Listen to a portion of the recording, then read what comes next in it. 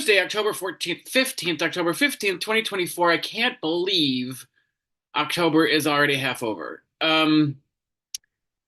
And yesterday, somewhere in Pennsylvania, Donald Trump glitched.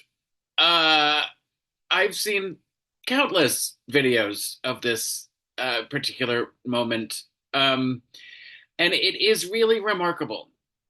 Um, he was doing this town hall somewhere in Pennsylvania. Apparently, there were a couple of people that either fainted or needed some sort of medical attention. And I don't know if this was in response to that at all, because I didn't see a single clip where he was concerned about anybody's safety or their care. But he rambled out a couple of answers and then said, I don't know, it was like, "Hey, Kevin, let's hear Ave Maria." And so the over the loudspeaker they do an instrumental version of Ave Maria. And he goes, and it waits until it's all over, and he goes, "Oh, I guess I got the instrumental version." And then they played the version with lyrics, and then he just kept asking for more songs, and said, "Nobody wants to hear questions." Literally, like for the first couple of songs, people had their hands up, and then I think slowly started to realize that they weren't going to get their questions answered. Um, and I don't know. I haven't seen enough to say like what I don't know what the question was that triggered him to stop answering them. But then he just sort of stood on that stage for it's it's difficult.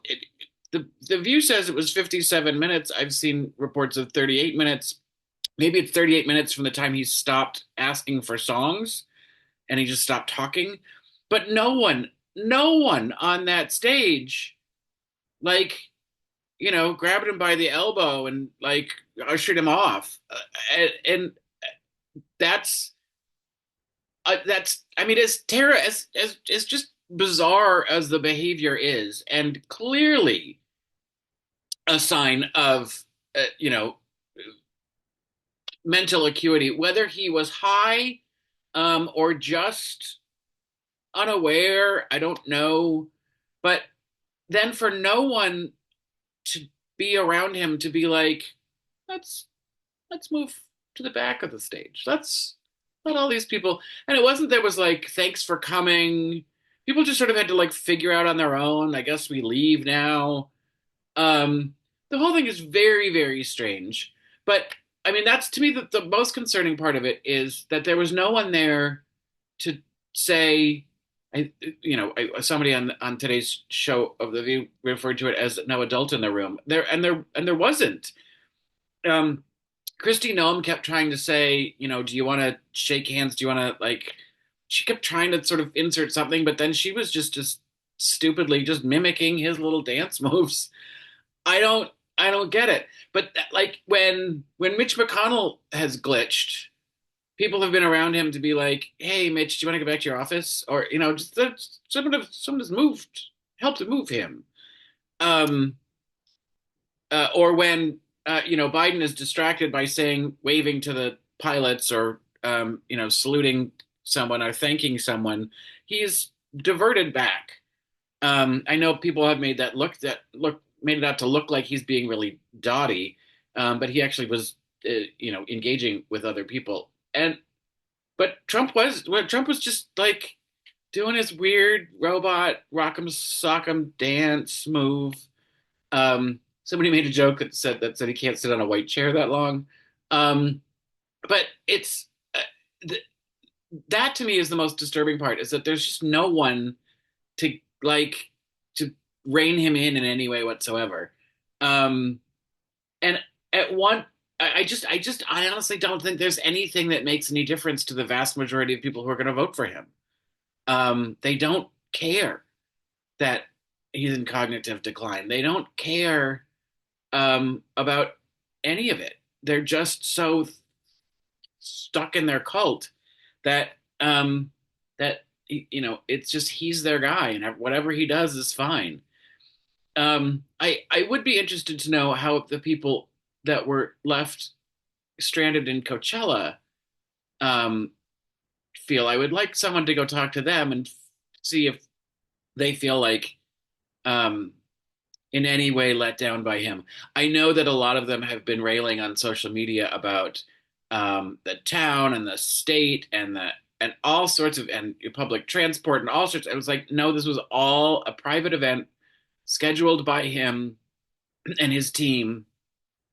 And apparently, um, because they miscalculated the logistics of the whole thing, um, I don't know why they have to be bussed from a parking lot to the event place. Like, can't you find a place where people can park and walk? I get that it's the desert and nobody walks anywhere, I guess. I don't know. But um, it was like 2 miles away. And had those people just started walking, they would have made it to their cars before.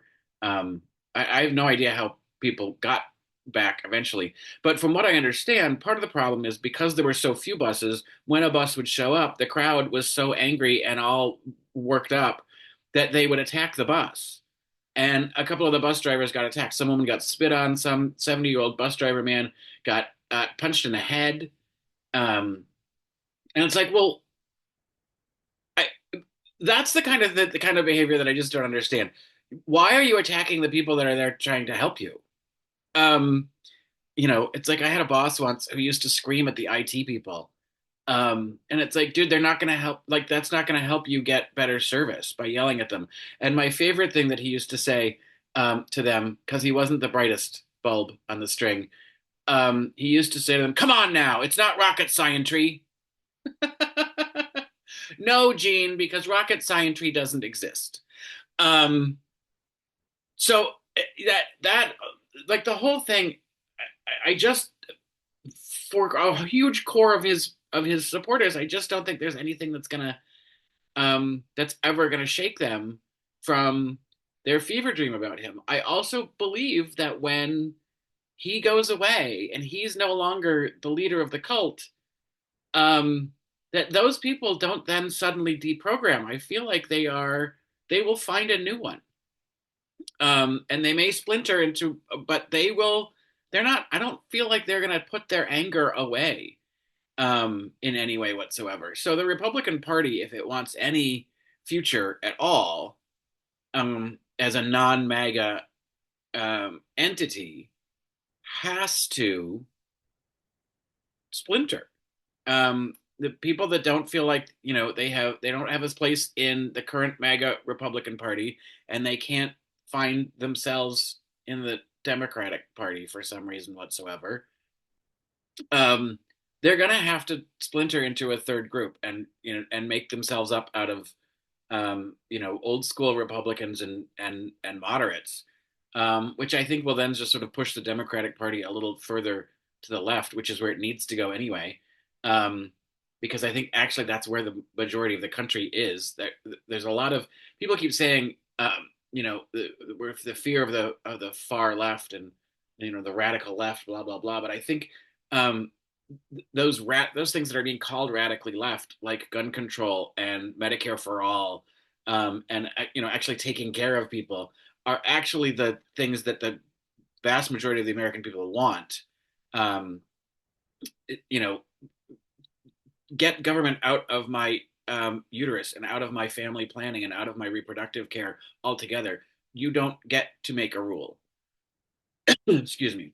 Um, so I don't think that's radical. I think that is where most people are, but which might be really good for the country. But in the meantime, like it's just mind-boggling that we are where we are and we have to be this worried because of a handful of idiots in swing states might be influenced by paid Russian propagandists.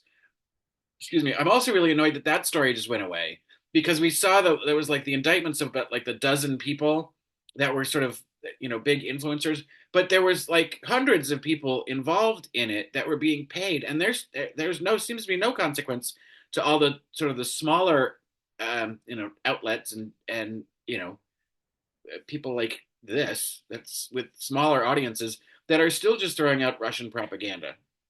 I don't take my propaganda from anyone. It all comes from my little head. Oh, just what I see and think. Anyway, I guess that's fucking Tuesday.